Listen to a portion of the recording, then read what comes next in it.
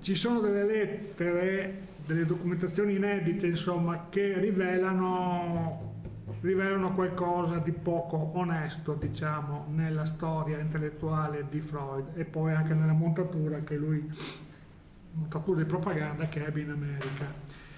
Freud, dico che Freud mentiva sapendo di mentire. La storia è questa, ve la racconto. Freud è uno scienziato che lavora, uno psicologo che lavora a Vienna, fa della ricerca sull'isteria. L'isteria era un disturbo che, un disturbo che prendeva spesso, le donne piuttosto avagiate della società viennese. Era un disturbo frequente e lui studiò questa malattia, l'isteria. E fin dall'inizio, insomma, studiando, parlando con tante donne, si rese conto di una verità piuttosto difficile da dire.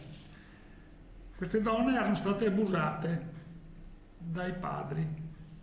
Adesso dovrei spiegare perché succedeva questo, ma fra un po' ci arrivo.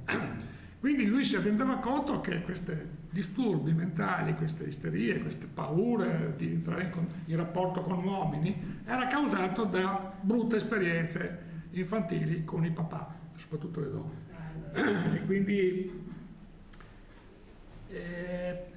scrive a un amico, insomma, la realtà che vedo è questa, no? Ci sono abusi reali, non è inventato. Da un certo punto in poi però lui cambia e dice non sono abusi, sono fantasie sessuali. Non poteva dirlo quella volta, perché la mentalità era quella che era. Sì, e quello è considerato normale anche. Sì. E poi ha costruito tutta una teoria per spiegare, insomma, questi... Ma che periodo era? In che periodo? Freud sinceramente non saprei, siamo... A cavallo tra 8 e... Sì. In questo periodo succede un'altra cosa che spiega il clima viennese in cui lavorava Freud, per il quale dovette cambiare atteggiamento, insomma. Invece di essere un onesto ricercatore cominciò a raccontare bugie per non perdere il lavoro. Perché le famiglie ricche gli mandavano queste donne disturbate e lui doveva curarle e quindi inventò la psicanalisi, che è tutto un discorso basato sui sogni, insomma tutta una montatura sì, queste poverette che avevano subito questo potevano anche passare per bugiarde perché loro erano lo diceva Freud, sono fantasie, Freud stesso lo diceva. C'è un fatto che lo dimostra. Lo sappiamo attraverso le sue lettere personali, nelle quali si riconosce uno scarto spiegabile solo attraverso la decisione di mentire per salvare il suo lavoro e probabilmente anche la sua vita. In questo periodo a Vienna c'è il caso Semmelweis.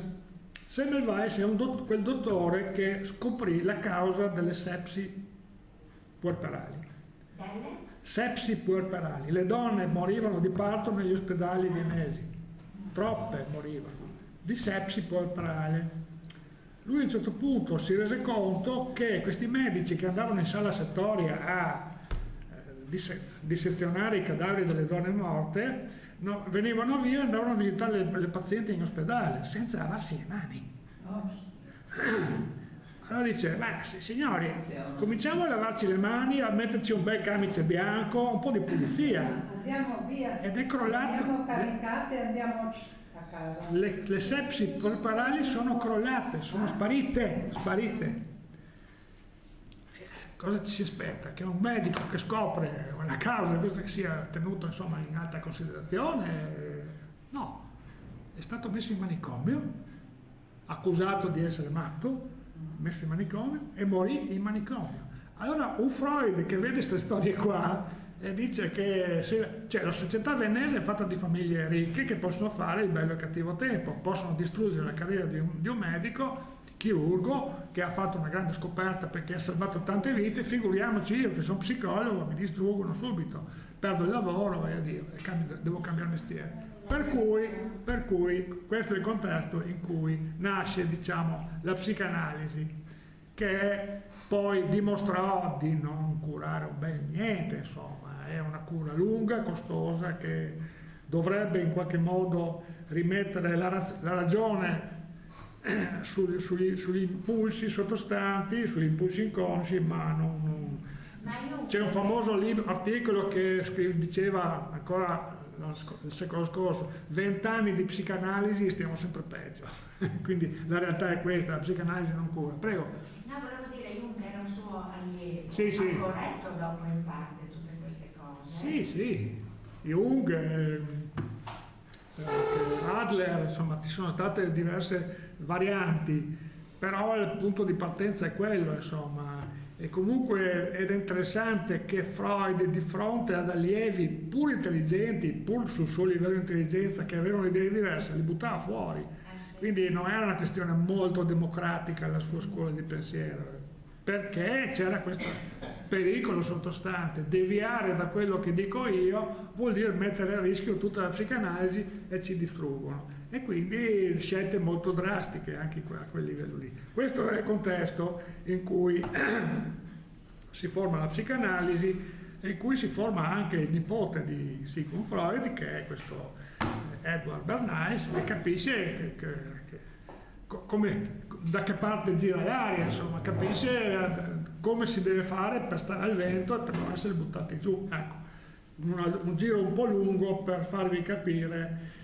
Ora, se volete un'idea, niente, la questione del perché i padri abusassero delle figlie in famiglie ricche, benestanti, ha a che fare con le società segrete. Le famiglie ricche, benestanti, vienesi in particolare, frequentavano le società segrete. Una delle diciamo, azioni necessarie per salire di gerarchia era fare questo tipo di porcherie qua. Potrei spiegarvi a lungo, ma guardate, il prossimo anno probabilmente farò un corso sulle società segrete, vediamo se ho coraggio di farlo, e allora spieghiamo tutto, il perché, il per come, perché si fa quella roba lì, perché funziona, eccetera, eccetera. Per avere una grossa colpa e poi sì. non lo dicono a nessuno, veramente, come si fa qualunque, cioè se vuoi avere una spia devi fargli fare qualcosa che per conquistare una persona deve avere un suo segreto. Epstein cosa faceva? Faceva venire gente importante nella sua isola ad avere rapporti sessuali con minorenni, li filmava per ricattarli, quindi quelli erano perfetti per fare carriera politica. Se non hai un ricatto non ti fanno fare carriera politica. Questa è una regola generale, chiuso parentesi. Non ha nulla a che fare con satanismo, del genere. Anche, sì, anche. Però bisogna approfondire, non è una questione che adesso posso dilungarmi, insomma. In quest'anno non parlerò delle società segrete, ne abbiamo solo fatto qualche accenno, abbiamo visto che ci sono anche, fino a un certo punto, come dire, delle persone oneste come Giordano Bruno che giravano nelle società segrete, quindi intellettuali onesti, però poi sono state infiltrate dai soldi, dal denaro, e quindi sono diventate quello che sono ancora oggi, un formidabile strumento di potere nascosto. E però ci vuole molto tempo per parlarne, accontentatevi di questo, ecco. Allora torniamo a noi. Veramente molto sincera e buona. Quindi, non ha queste idee e voglia. Quindi Freud ottenne un enorme successo tramite i mezzi della propaganda quando arrivò in America per scappare da Hitler, no? Freud era ebreo, c'erano le persecuzioni per cui fu fatto subito espatriare, protetto e portato in America e tenuto in palmo di mano e fatto fare carriera perché risolveva i problemi di tutte le elite che avevano, di tutti gli appartenenti alle società segrete che avevano qualche problema con le figlie, insomma. Lui lo risolveva, per cui la psicanalisi oro colato, sì, e quindi è un successo montato, insomma, anche, no? Per cui ecco, in questo clima anche questo Edward Bernays si forma e fa l'opportunista, perché è normale, l'ha fatto lo zio, lo faccio anch'io, come dire, perché queste cose in qualche modo in famiglia giravano, no? Quindi Freud ottenne un enorme successo tramite i mezzi della propaganda. Suo nipote Edward si infilò nel filone d'oro dello zio e divenne il più famoso esperto di pubbliche relazioni in America. È abbastanza ovvio che anche dietro il successo del nipote ci sia stata la mano delle società segrete, di cui parleremo un'altra volta. Più sporchi sono, più successo hanno. È una questione di... Allora, se entri in una società segreta e devi essere affidabile, devi spazzare tutto quello che... le relazioni familiari, i buoni sentimenti, tutto quello che fa diventare... fa normale una persona, deve essere spazzato via. E allora ti fanno fare esperienze che resettano, diciamo, tutto. Per cui a quel punto sei legato agli altri che fanno le stesse cose da un segreto, da un patto ferreo. Per questo le società segrete funzionano.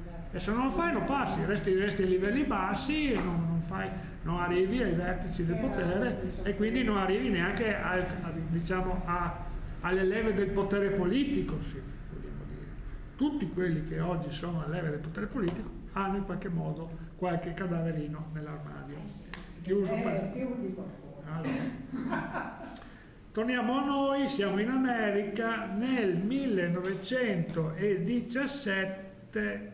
Sì, beh, qua ho messo Royal Society, però insomma la Royal Society non è un esempio di società segreta, è una società esplicita, una società reale, proprio basata, come dire, protetta dalla corona inglese, per cui non è un esempio di società segreta, anche se questa diapositiva ha senso. Diciamo che bisogna immaginare anche un livello segreto che qui non è esplicitato. Torniamo allora al 1917, siamo sul finire della prima guerra mondiale, in America c'è il presidente Wilson che fa entrare l'America nella prima guerra mondiale e crea il Comitato sulla Pubblica Informazione. Un comitato quindi nazionale, americano, al quale parteciparono, oltre ai ministri dell'estero, della guerra e della marina, anche intellettuali, pubblicitari, giornalisti e consulenti, fra cui Edward Bernays.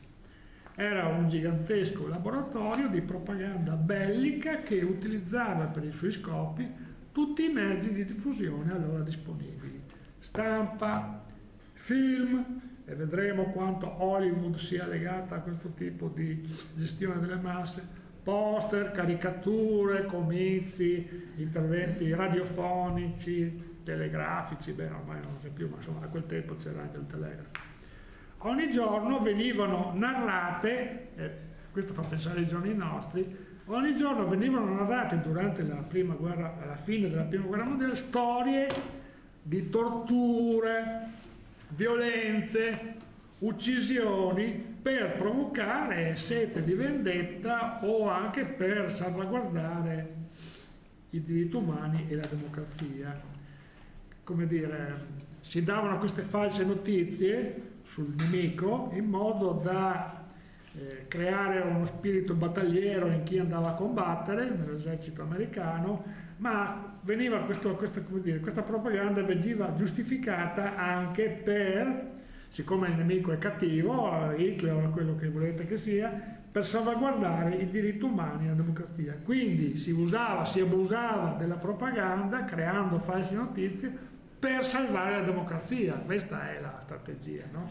E questo è il motto anche usato da Wilson, no? Fare il mondo sicuro per la democrazia. E non siamo tanto lontani da Trump, insomma, e dai metodi che abbiamo visto un po' prima di Trump, no?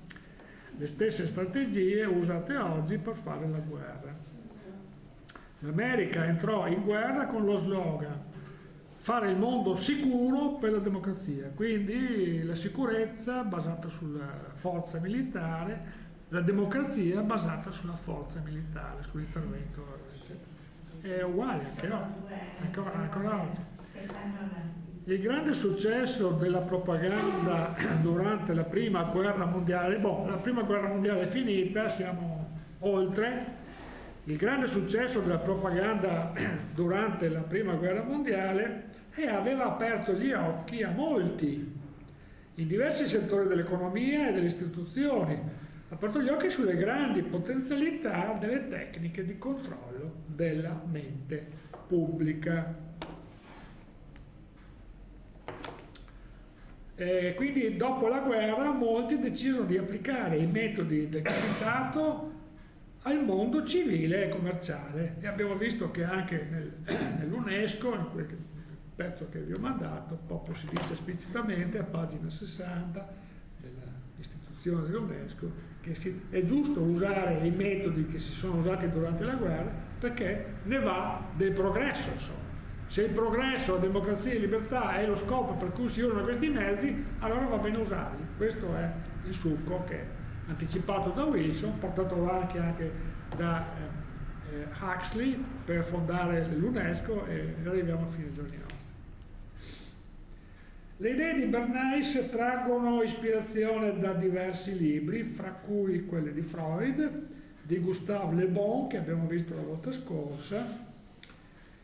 In quegli anni uscì un libro che influenzò molto Bernays, si chiama Public Opinion, vediamo, eccolo qua, sì, Public Opinion, di Walter Lippmann. Siamo nel 1922 e questo è un libro che può essere considerato la prima influente opera di sociologia del giornalismo. Lippmann non è come Bernays, è uno studioso serio, infatti serio, insomma, onesto, dai, come dire, con qualche valore etico dentro. Diciamo che è più onesto perché Lippmann denuncia questo fatto, no? Il fatto che la propaganda abbia questo forte impatto sull'opinione pubblica lo mette come problema, lo mette come qualcosa che non va tanto bene, per cui insomma c'è una certa onestà in questo autore che non troviamo nel Bernays.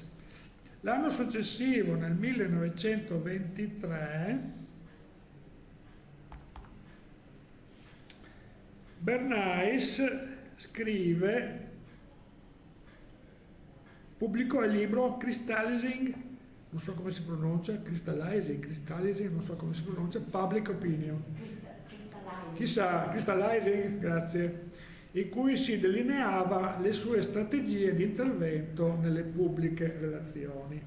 Il libro si ispirava direttamente al lavoro di Lippmann, che abbiamo visto, ma se Lippmann denunciava i rischi della manipolazione dell'ambiente mentale della società da parte di chi deteneva il controllo dei mezzi di comunicazione, con l'uso consapevoli di simboli e stereotipi, Bernays invece voleva proprio mettere questa strategia al servizio del consulente di pubbliche relazioni, senza nessuna idea della pericolosità di questo passaggio. Ecco. Nel 28, quello di prima, sì, nel 28 pubblicò Propaganda sulle tecniche di manipolazione di massa e sul governo invisibile. È un governo invisibile che agisce, ottiene i suoi risultati senza che sia esplicitato, senza che sia dichiarato, invisibile. In esso, in questo libro, si trovano tutte le tecniche di Bernays giustificate alla luce di un tentativo teorico di legittimare il ruolo sociale del consulente di pubbliche relazioni. Cioè lui fa un manuale per un agente di pubbliche relazioni tentando di giustificare questa operazione con qualche teoria che adesso non saprei quale fosse.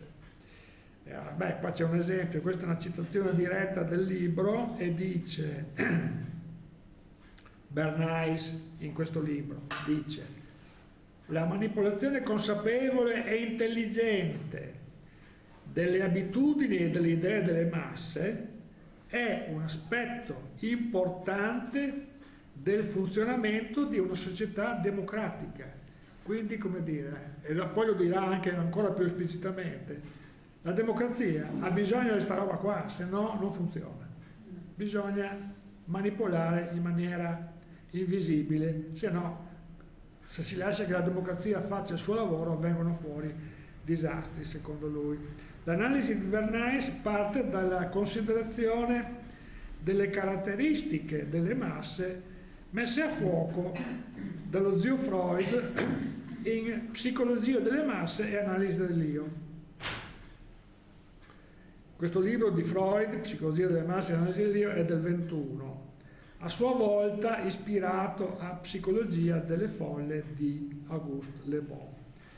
Per Freud, quindi per lo zio di Bernays, il singolo subisce una profonda modificazione dell'attività mentale nella massa. Quando è nella massa, nella folla, nella piazza, subisce una profonda modificazione del funzionamento mentale.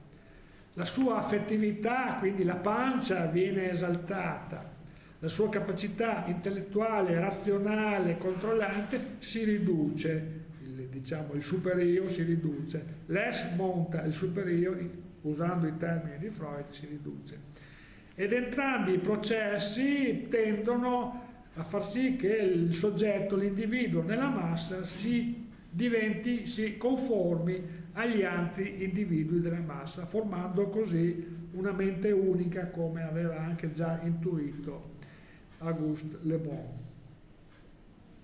Gli individui che fanno parte di una massa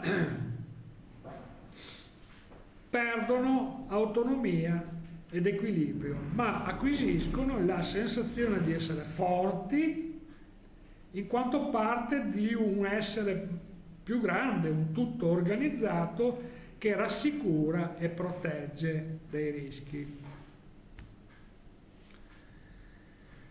Per Bernays la massa è mutevole, impulsiva, irritabile. Essendo governata dall'inconscio, dalla pancia, cioè dall'es, secondo Freud, non tollera alcun indugio fra il desiderio e la realizzazione di quel desiderio. Il suo anelito però non dura mai a lungo perché la massa è incapace di un'azione volontaria mantenuta nel tempo, duratura, quindi è impulsiva, ha delle esplosioni, delle performance improvvise, ma non ha capacità di un comportamento coerente nel tempo e duraturo.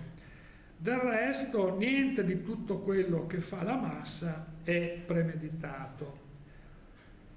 Occorre però a questo punto contestualizzare questi argomenti. L'abbiamo già fatto con Le Bon, bisogna rifarlo. Qual è il contesto? Siamo negli anni '20. Siamo negli anni '20, periodo di grave crisi economica comunque, anche se non grave come quella del '29, in cui stavano nascendo le lotte operaie organizzate, le grandi ideologie, socialismo e comunismo, e anche le dittature di destra.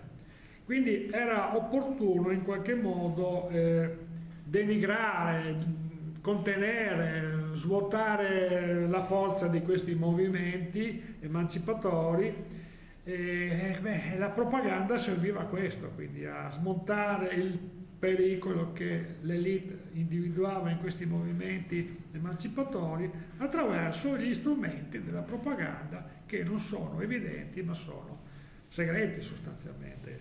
Diciamo, li subiamo, almeno fino a un certo punto, li subiamo senza sapere di subirli.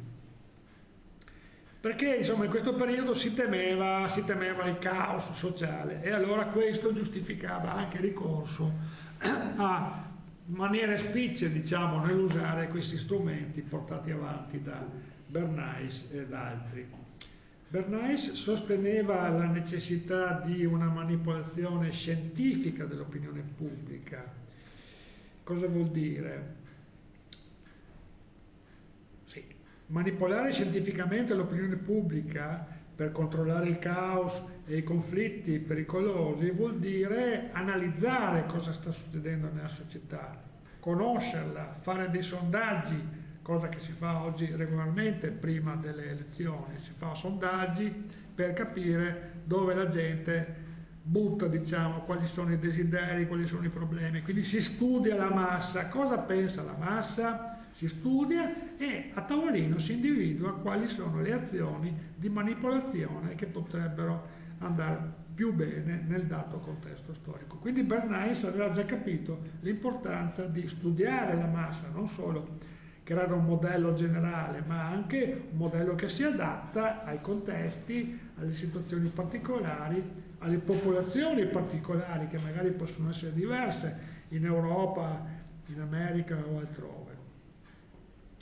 E questo lavoro era positivo, secondo Bernays, in quanto solo in questo modo larga parte della popolazione avrebbe potuto collaborare e cooperare in modo da rendere possibile il funzionamento ordinato della società. Quindi per evitare sti casini, per evitare subbuglii, era necessario manipolare scientificamente l'opinione pubblica conoscendo e predisponendo un programma di propaganda che ottenesse l'obiettivo desiderato.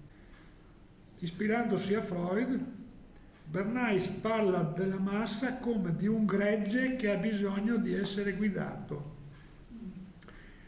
E oggi anche si pensa così, e fu sempre fedele al principio che bisognava guidare le masse senza che lo sapessero. Tenere nell'ignoranza e siamo negli anni 20, alla fine della prima guerra mondiale c'erano queste idee e ovviamente queste idee sono cresciute, in quasi tutte le azioni della nostra vita, sia in ambito politico o negli affari o nella nostra condotta sociale o nel nostro pensiero morale, siamo dominati da un relativamente piccolo numero di persone che comprendono i processi mentali della massa e i modelli di comportamento delle masse. Sono loro che tirano i fili e controllano la mente delle persone, come una volta accadeva con le religioni. Insomma, prima di questo sistema qua moderno c'era la religione che serviva più o meno per lo stesso scopo, i sacerdoti erano, diciamo, gli spin doctor del tempo, e questo metodo può essere usato ovviamente a fin di bene, naturalmente, ma anche in maniera interessata e a fini di male, ecco, a fine, diciamo, egoistico. Il vero potere dunque non è nei parlamenti o nel popolo, a cui si assegna formalmente la sovranità, ma in un ristretto... Prego? Lo so. No, non stiamo esagerando, adesso dico quello che pensa Bernays. Io non credo che siamo così manipolati. Non crede. Ma ve lo dico quasi ogni volta. Questa è la mentalità. Non credo che sia così sì, funziona un sacco, funziona tanto, ma non siamo così sprovveduti. Non credete al fatto che siamo così imbecilli, insomma, non siamo così imbecilli. Ma una volta era di più rispetto a adesso. Può darsi, sì.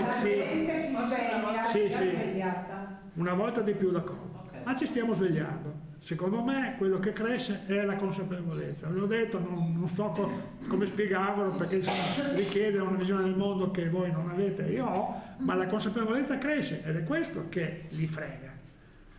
Naturalmente anche loro crescono, non solo la nostra consapevolezza, anche loro usano metodi sempre più efficaci, e diciamo che la lotta si fa interessante ed è una lotta che serve ad affinare la nostra consapevolezza e la nostra potenzialità. Dunque, secondo Bernays, il vero potere non è nei parlamenti o nel popolo, a cui si assegna formalmente la sovranità, ma in un ristretto gruppo di persone che dominano effettivamente, realmente la società. Come scriveva Lippmann, l'ambiente reale, preso nel suo insieme, è troppo grande e complesso e fuggevole per consentire una conoscenza diretta. Non siamo attrezzati per affrontare tante sottigliezze, tante varietà, tante mutazioni e combinazioni. Ed inoltre, in qualsiasi società che non sia talmente assorbita nei suoi interessi, né tanto piccola che tutti siano in grado di sapere tutto ciò che gli accade, le idee si riferiscono a fatti che sono fuori della vista dell'individuo e che per di più sono difficili da comprendere. Questo è Lippmann. Ma Lippmann era inglese o americano? Il newspaper è americano? Ma cercate Walter Lippmann e vedete se... Io credo che fosse americano. Americano. Sì, americano, certo. Gli individui sono dunque costretti a rappresentarselo, il mondo, per mezzo di immagini più semplici. Per Bernays, uno Stato democratico come l'America è pura teoria che ogni cittadino possa votare chi desidera. Infatti, se tutti i cittadini avessero dovuto studiare tutte le informazioni di ordine economico, politico, morale che entrano in gioco quando si affronta ogni minimo argomento, non si sarebbe mai arrivati a nessuna conclusione. Con la rivoluzione industriale ottocentesca, basata sulla macchina a vapore, la stampa, l'alfabetizzazione di massa, questo è il tridente della rivoluzione industriale, no? Macchina a vapore, stampa e alfabetizzazione di massa, dice Bernays, si era di fatto strappato il potere ai sovrani, all'aristocrazia, per darlo alla borghesia che lo aveva ricevuto in retaggio. Questo processo era stato rafforzato dal suffragio universale, al punto che la borghesia cominciava a temere il popolo minuto, le masse che si ripromettevano di giungere al potere. Occorreva dunque profilare per tempo, preparare una reazione, plasmandolo prima delle masse in modo da convincere a orientare la forza acquisita nella direzione voluta da chi ha i soldi. Questo avrebbe potuto accadere tramite la propaganda, un mezzo attraverso il quale la minoranza poteva influenzare la maggioranza in funzione dei suoi interessi. In questo modo, osserva Bernays, la forza da poco acquisita dalle masse poteva essere spinta nel verso desiderato. In una democrazia organizzata, dunque, i responsabili della manipolazione delle masse costituiscono un vero e proprio governo invisibile che regge le sorti del paese e che utilizza la propaganda e le pubbliche relazioni per dare forma a quello che sarebbe altrimenti caos. Queste persone hanno lo scopo di inventare nuovi modi per organizzare il mondo e guidarlo. Il loro dovere è passare al vaglio tutte le informazioni in loro possesso per individuare il problema principale e ricondurre le scelte a proporzioni realistiche, ragionevoli. Questa struttura, secondo Bernays, doveva rimanere invisibile, legandosi però attraverso vari legami sociali a molti gruppi e associazioni. Questo è in America, no? In questo modo si potevano ottenere gli scopi desiderati. Gruppi e associazioni, qua si intende private ovviamente, perché in America sapete che molto le cose funzionano con think tank, con gruppi di intellettuali che elaborano privatamente le proposte che poi si propongono, dove ci sono le leve del potere. In questo modo, e quindi questo modello che Bernays aveva già anticipato negli anni '20 e che si è gradualmente realizzato anche nella società americana. In questo modo si potevano ottenere gli scopi desiderati pur mantenendo democratica la forma dello Stato. L'organo esecutivo di questo governo invisibile era la propaganda. Dirigenti, ugualmente invisibili, avevano il compito di controllare il destino di milioni di umani, anche se talvolta si fa cattivo uso degli strumenti che consentono di polarizzare l'opinione pubblica. Queste attività sono per Bernays comunque necessarie. Ok. La propaganda moderna di Bernays è una pratica che consiste nel creare contesti e immagini nella mente di milioni di persone. Lo scopo è inquadrare l'opinione pubblica così come un esercito inquadra i suoi soldati. Del resto non è possibile non accorgersi che nella moderna organizzazione sociale ogni progetto importante deve essere approvato dall'opinione pubblica. Una volta coloro che governavano erano le guide, erano i capi, erano i re, orientavano il corso della storia facendo ciò che avevano progettato, spiega Bernays, ma oggi, se non c'è il consenso delle masse, quei personaggi, i re, i cardinali, non potrebbero più esercitare il loro potere, semplicemente in virtù della loro posizione. Serve l'ingegneria del consenso. Il consulente di pubblica relazione è dunque colui che, servendosi dei mezzi delle comunicazioni di massa e delle associazioni presenti nelle società, associazioni tipo le ONLUS, associazioni tipo, me ne vengono insomma tanti menti che sono presenti nella società americana e sono finanziate dai Soros, dalle grandi banche, insomma, associazioni private che guidano, per esempio, associazioni che favoriscono l'aborto, che si chiamano associazioni di, come le chiamano? Non gestione della vita, le associazioni di procreazione intelligente, non so, hanno dei nomi per chiamare l'aborto in maniera non diretta, in modo che fanno la stessa cosa, promuovono con i mezzi della propaganda a livello della società queste idee, quindi sono gli agenti che nella società diffondono questi messaggi, non solo organizzazioni statali, ma anche organizzazioni private finanziate da chi ha il potere di farlo. E oggi questa realtà in America è molto evidente ed è evidente anche da noi. Pensiamo anche a associazioni umanitarie tipo Medici Senza Frontiere, oppure associazioni, diciamo, che hanno apparentemente dei scopi molto umanitari, ma che comunque nascondono scopi non esplicitati e sono finanziati lautamente da chi ha i soldi, dalle banche, e arrivano anche nelle nostre scuole.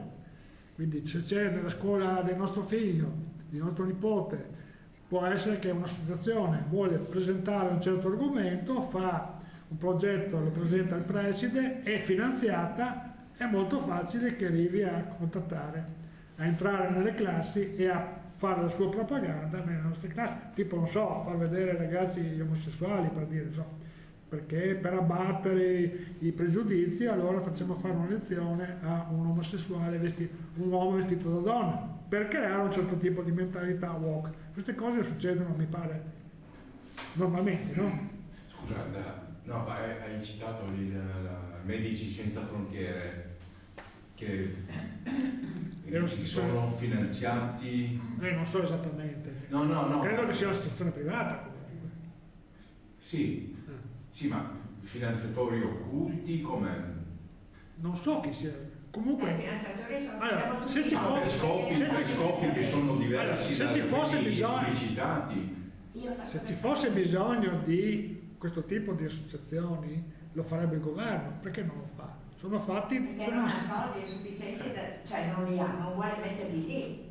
Sì, viviamo nel modello americano, il modello americano che era presente già nell'idea di Bernays, no? Quindi chi porta avanti queste idee, non solo i giornali, non solo Hollywood, ma anche gruppi privati che si associano, creano un'associazione privata con un nome, diciamo, ovviamente positivo, e diffondono. Ma scusa un attimo, Medici Senza Frontiere che va in giro per il mondo a curare le persone, no? Quindi noi lì vediamo qualcosa di positivo, di buono, di utile. Credo di sì, ecco, però quando vedo la propaganda di queste associazioni che dicono con una bustina sfamiamo il negretto, sì. Mi viene la pelle d'oca, signori, che la bustina lì, con una bustina diamo un valore altamente, cioè dagli da mangiare, cosa gli dai un valore, un alimento terapeutico, perché è ammalato, no, è affamato, e sapete cosa sta nella bustina? Pistaci, crema di pistacchio. Quello che fa più arrabbiare è che poi ti mandano, se fai qualcosa, cioè, ti mandano io non riesco. per un anno di fila bollettini, quindi vanno a spendere i soldi per la pubblicità. Ma comunque anche se danno da mangiare, ma c'è bisogno di un'associazione privata che dia da mangiare Ma ci sono delle distinzioni? Ci sono problemi che fanno sì che la gente muore di fame. Affrontiamo i problemi, non diamo le bustina di pistacchio fatto in America. No, ho capito. Scusate, no. Sì, devo... questo è vero, sarà anche questo. Però io dico, se a Gaza non lasciano entrare sufficiente cibo Associazione. da mare, almeno la bustina da loro Ma sì, prima. sì, come no. Cioè, perché Non voglio negare, non voglio dire bianco e nero. C'è sempre qualcosa di positivo, ci saranno tanti medici, i medici senza frontiere sicuramente generosi, bravi eccetera, però abbiamo visto anche cose un pochino... Sì, dopo promuovono... Con gli sbarchi, abbiamo visto con gli sbarchi abbiamo visto dei interessi piuttosto sporchetti, cioè le associazioni che aiutavano i clandestini che arrivavano con le barchette, insomma, abbiamo visto cose molto brutte, dai. L'intenzione può essere positiva. La Croce Rossa un po' di tutti i colori, no? Durante il periodo di guerra. Ma se c'è lo Stato c'è una garanzia, se c'è un'associazione privata può andare bene ma può essere infiltrata, può essere strumentalizzata e poi alla fine se uno lavora lì ha bisogno di portare a casa i soldi, insomma, e se i soldi li dà la banca, comanda la banca, mica il direttivo che decide come usare i soldi, no? Chiusa parentesi. Quindi il consulente DPR è quello che, servendosi di mezzi di comunicazione di massa e delle associazioni presenti nella società, si incarica di far conoscere una data idea al grande pubblico sull'aborto, sul controllo delle nascite, sui vaccini, su quello che volete. Questa figura, il consulente DPR, che oggi noi chiamiamo all'inglese spin doctor, è la stessa roba, l'esperto che sa come gestire queste cose. Quando c'era l'elezione e c'era da far vincere Renzi pagò profumatamente il miglior spin doctor americano per poter vincere le elezioni durante quel periodo, mi ricordo benissimo, sapevo anche il nome di questo spin doctor.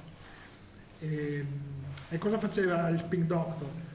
Creava un campione, studiava il campione di quelli che potevano votare, diciamo, a sinistra e poi orientava le parole che doveva dire Renzi in maniera da corrispondere, per controllare le masse. Insomma, queste cose... Sempre l'ho votato anch'io. Sì, sì. A suo tempo. Sì, come no. Ma quando mi vai convincente... Allora, questo spin doctor o consulente di PR, Public Relation, no PR, questa figura studia i gruppi che il suo cliente vuole raggiungere, mettiamo l'elettorato di sinistra, studia i gruppi, individua i leader che possono facilitare l'approccio, si tratta di gruppi sociali, economici, territoriali, classi di età, cioè queste sono le categorie che lui studia nella massa, formazioni politiche, religiose, comunità etniche, linguistiche, culturali, queste sono le categorie per cui, per conto del cliente, il spin doctor si rivolge al grande pubblico. Il suo mestiere è quello di sedurre le masse e destare il loro interesse con tutti gli strumenti che conosce. È un professionista del controllo delle masse che si fa pagare molto bene perché dimostra di poter orientare poi la votazione e gli esiti. Psicologi che ha dietro la scheda. Sì. Psicologi ma anche mezzi informatici adesso, no? Cioè, possono accedere pagando salato alle masse di dati che noi forniamo gratuitamente tramite Facebook e questo permette loro di profilare addirittura persona per persona. Vabbè, questo più avanti ci arriveremo. Bernays arriva a dire che l'ingegneria del consenso è l'essenza del processo democratico. E diciamoci, l'ingegneria del consenso è l'essenza del processo democratico. In nessun caso l'ingegneria del consenso può sostituire le funzioni adequative, formali e informali. L'ingegneria del consenso è spesso un supplemento al processo educativo. Se in un paese dovessero esservi un giorno degli standard di istruzione più elevati, generando un maggior livello di conoscenza e comprensione, questo approccio manterrebbe ancora il suo valore, secondo Bernays, dal momento che anche in una società con uno standard educativo perfetto, il progresso non potrà essere ottenuto in ogni campo, ci sarebbero sempre ritardi e punti di debolezza. Perciò l'ingegneria del consenso è essenziale. Sarà sempre necessaria in aggiunta a quello che si fa nelle scuole, educazione. Si dice la gente vuole questo, invece non vuole solo quello. Andiamo avanti, finiamo. Come si crea una campagna di PR? Come si chiama? Facebook. Beh, ho messo Facebook perché lo sapete che Facebook è uno strumento creato dall'esercito, cioè le basi del Facebook sono state create dall'esercito americano, poi è stato venduto a un privato che chi è il padrone di Facebook? Come si chiama? Zuckerberg. Sì, come si chiama? Non è Zuckerberg. Zuckerberg, sì, penso di sì. Tutti Non Zuckerberg, il nome è tedesco il nome. Zuckerberg. Non Zuckerberg, perché tante volte Sì, diciamo Zuckerberg pensando di... Sì. Questo Facebook è una piovra che raccoglie dati che non vengono buttati via, tutti i like, tutte le opinioni, tutte le cose fanno parte dell'intelligenza artificiale, insomma. Vanno nel cervello centrale, nel cloud, dove vengono usati anche per fare propaganda, anche, ma adesso molto di più perché c'è l'intelligenza artificiale di cui parleremo. Come si crea una campagna di... Infatti hanno censurato Barbero. Boh, anche la censura, sì. Professor Barbero, Sì. Perché uno... Non ti piace? Siamo arrivati... Non ti piace? Sì, è bravo. Come non mi piace? Se non ci fidiamo di lui... Ah, bravo, sì. Dice le cose. L'hanno, come si dice? L'hanno Sì, proprio. l'hanno tolto. Speriamo che non lo tolgano dall'insegnamento, perché lo insegna, no? A Torino. Non avrà un sito privato. Non ha un sito privato. Lui? Sì. Ma stiamo attenti, adesso c'è un sistema molto potente per tagliare le gambe a Anche chiunque. oggi parlavo. Chiudere i conti bancari. Ci sono funzionari europei che firmano atti diciamo amministrativi, chiusura dei conti di chi non parla come dovrebbe parlare. Ci sono personaggi adesso che tipo Barbero, non siamo arrivati ancora lì, ma Poco lontani, perché Però in Canada è successo. il colonnello Jack Ball. In Canada c'era una manifestazione di camionisti, che si sono trovati Adesso c'era un commentatore politico, Jack Ball, un colonnello delle forze dei servizi segreti in pensione, che faceva commenti sulla guerra in Ucraina, dicendo le cose come stanno. Gli hanno chiuso i conti. ma se nelle nostre scuole hanno cominciato Non può andare in banca, non può fare niente. a distribuire volantini. È grave chiudere il conto. E ci sono altre persone che subiscono lo stesso lavoro. Stiamo attenti che con Barbero potrebbe capitare una roba del genere. Fatta dall'Europa, non da uno Stato italiano, dalla Meloni o che ne so. L'Europa, funzionari europei firmano un atto amministrativo, non si può neanche andare in tribunale. Non è un reato. È chiuso, basta. Non funziona più la banca. No, politicamente non si può fare una roba così. Come no? No, deve esistere un atto... Sì, è un atto amministrativo, non è una punizione politica, non è un reato. Cioè, se no si appellava sto qua, mi avete fatto sta roba, andiamo in tribunale. Non si può. Come non si può? No. No, Adesso ha dei avvocati ben bravi che vedranno cosa fare, ma sul momento, per quello che si sa, non si può fare molto. Questo qua è un colonnello in pensione, non è che sia una persona nata ieri, no? Ma io direi che su Bernays abbiamo detto anche abbastanza, mancano pochi paragrafi, poche righe, ve le mando per posta, siamo già... No, sento che la voce un pochino mi va giù. Ho una curiosità. Facciamo una chiacchierata e finiamo. Ho una curiosità che c'entra relativamente, ma insomma penso che c'entri. Avevo letto di società apposite per sviluppare odio, ostilità verso un gruppo sociale o verso una nazione. In pratica, guerra dei Balcani sembra che abbia funzionato in questa maniera qua. Cioè delle società che in qualche modo, occulte o meno occulte, se andiamo nei Balcani, chi voleva che i Balcani fossero balcanizzati come è successo, che ci fosse una guerra, si incolpa solitamente le elite che stanno nella City di Londra, no?